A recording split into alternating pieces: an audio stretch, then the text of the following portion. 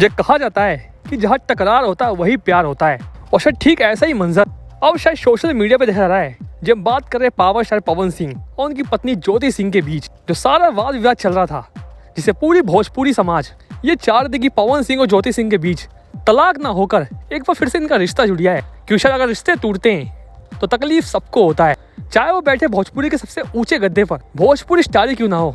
रिश्ता टूटता है तो तकलीफ तो सबको होती है, और शायद पूरे भोजपुरी समाज की डिमांड थी कि पवन सिंह ज्योति सिंह एक हो जाए। हालांकि इम्पॉसिबल था, नामुमकिन था, लेकिन शायद एक कहावत है ना कि नामुमकिन भी मुमकिन हो जाता है। अगर आप कुछ दिल से मांगते हैं तो वो पूरा भी होता है।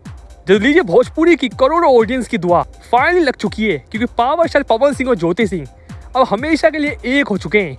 और एक के बाद एक सोशल मीडिया पे पवन सिंह की पत्नी ज्योति सिंह के वीडियोस आप सभी लगातार देख रहे होंगे, जिसमें ये वीडियो अब आया है फाइनली खास आप सभी के लिए।